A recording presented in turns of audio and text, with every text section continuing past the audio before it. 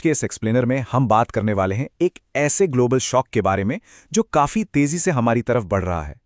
Middle east में चल रही जियोपॉलिटिकल टेंशन्स का असर सिर्फ वहां तक सीमित नहीं रहने वाला है। दुनिया भर के अर्थशास्त्री एक सुर में हमें चेतावनी दे रहे हैं, और इस पूरे मुद्दे के पीछे का जो डोमिनो इफेक्ट है ना, उसे आज गहराई से समझना हमारे लिए बहुत बहुत जरूरी है। तो चलिए सीधे इस चौंकाने वाली वार्निंग से ही शुरुआत करते हैं। सिर्फ 4 शब्द, प्रिपेयर फॉर द वर्स्ट, मतलब सबसे बुरे के लिए तैयार रहें। अब ये कोई आम बयान नहीं है जिसे हम बस सुनकर इग्नोर कर दें। हम आगे समझेंगे कि भारत के सबसे टॉप फाइनेंस एक्सपर्ट्स में से एक ने ऐसा क्यों कहा है और पूरी ग्लोबल इकोनॉमी के लिए इसका असल मतलब क्या है। तो आज हम क्या क्या डिकोड करने वाले हैं? बहुत सिंपल है। हम इस आने वाले इकोनॉमिक शॉक को समझेंगे, मिडिल ईस्ट की ऑयल संकट पर बात करेंगे, जेपी मॉर्गन की इन्फ्लेशन वार्निंग को देखेंगे, ये जानेंगे कि किन देशों को सबसे ज्यादा खतरा है, और फाइनली भारत इससे बचने के लिए क्या डिफेंसिव स्ट्रैटेजी अपना रहा है। आइए सीधा अपने पहले पॉइंट पे आते हैं, द कमिंग इकोनॉमिक शॉक, और समझते हैं कि आखिर इस खतरे की घंटी को सीरियसली लेना क्यों जरूरी है। अब आप सोच रहे होंगे कि भाई हम इस चेतावनी को इतनी अहमियत क्यों दे रहे हैं। तो देखिए, ये वार्निंग किसी ऐसे इंसान की नहीं, बल्कि उदय कोटक जी की है। $14 बिलियन की नेटवर्थ, कोटक महिंद्रा बैंक के पूर्व मैनेजिंग डायरेक्टर और सेबी से लेकर ICIR जैसी टॉप सरकारी कमेटियों के मेंबर, यहाँ तक कि प्रधानमंत्री भी कई अहम इकोनॉमिक मुद्दों पर इनकी सलाह लेते हैं। तो जाहिर सी बात है, जब वो कहते हैं कि एक बड़ा झटका आने वाला है, तो ये कोई हवाई बात नहीं है, बल्कि एक बेहद कैलकुलेटेड फोरकास्ट है। अभी ना मार्केट में एक बहुत बड़ा इल्यूजन यानी भ्रम बना हुआ है। आप और हम पेट्रोल पंप पर जाते हैं, कीमतें स्टेबल दिखती हैं तो लगता है सब ठीक है, लेकिन ये सिर्फ पुरानी इन्वेंट्री का कमाल है। पर्दे के पीछे की हिडन रियलिटी कुछ और ही है। सच्चाई ये है कि रिजर्व्स लगातार खाली हो रहे हैं और ऑयल कंपनियां भारी नुकसान झेल रही हैं ताकि आम जनता पर महंगाई का बम तुरंत न फटे। जरा इस नंबर पर गौर कीजिए, 1000 करोड़ रुपए। जी हां, ये वो भारी भरकम नुकसान है जो भारतीय ऑयल रिफाइनिंग कंपनियां अभी तक एक शॉक एब्जॉर्बर बनकर अपने ऊपर ले चुकी हैं। जरा सोचिए, बाकी कई देशों में फ्यूल की कीमतें 40 से 50% तक बढ़ चुकी हैं, पर हमारे यहां अभी तक इन कंपनियों ने उस ग्लोबल शॉक को अपनी बैलेंस शीट पर रोक रखा है।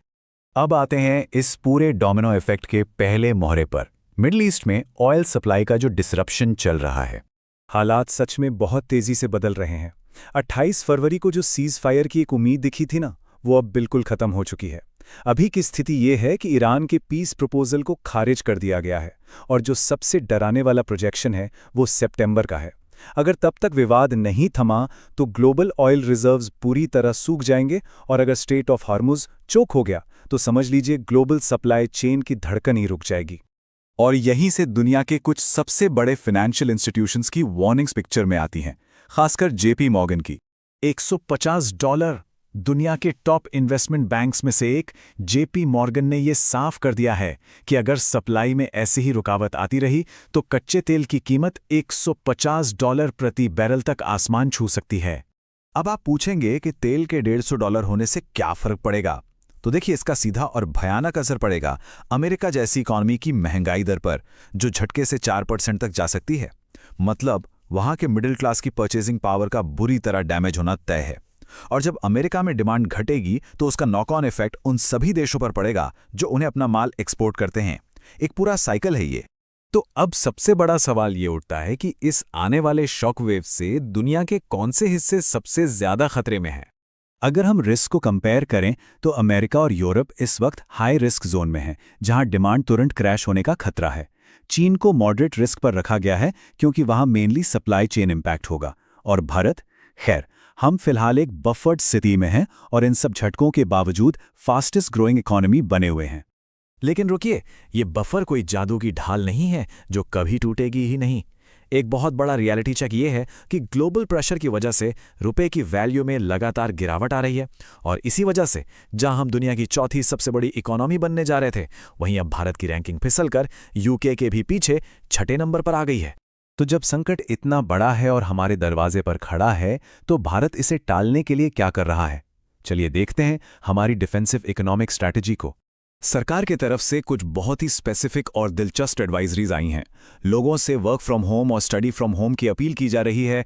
1 साल तक सोना ना खरीदने की सलाह दी जा रही है। और तो और फॉरेन वेकेशंस अवॉइड करने को कहा जा रहा है। और डेस्टिनेशन वेडिंग्स के लिए विदेश जाने की बजाय स्टैच्यू ऑफ यूनिटी जैसी अपनी ही शानदार घरेलू जगहों को चुनने की सलाह दी जा रही है। अब ये सब यूं ही नहीं कहा जा रहा। ये फॉरेन एक्सचेंज यानी हमारे विदेशी मुद्रा भंडार को आक्रामक तरीके से बचाने का एक बहुत ही प्रोएक्टिव तरीका है, ताकि बुरे वक्त के लिए हमारे पास एक सॉलिड बैकअप रहे। तो इस एक्सप्लेनर को खत्म करते हुए मैं आपके लिए एक बहुत ही क्रिटिकल सवाल छोड़ के जा रहा हूं। अगर हमारी आज की ये जो स्टेबिलिटी है, ये पूरी तरह से सिर्फ ऑयल कंपनियों के नुकसान झेलने और टेम्पररी रिजर्व्स के भरोसे चल रही है, तो जब ये शॉक एब्जॉर्बर फाइनली टूट जाएंगे, तब क्या होगा? जब एक आम इंसान को फ्यूल से लेकर खाने पीने की हर चीज के लिए ज्यादा जेब ढीली करनी पड़ेगी, तब इस ग्लोबल डोमिनो इफेक्ट का असली चेहरा हम सबको दिखेगा। इसीलिए अवेयर रहना और खुद को फाइनेंशियली तैयार रखना आज के टाइम में सबसे जरूरी है। हमारे साथ इस एनालिसिस में जुड़ने के लिए आपका बहुत बहुत शुक्रिया।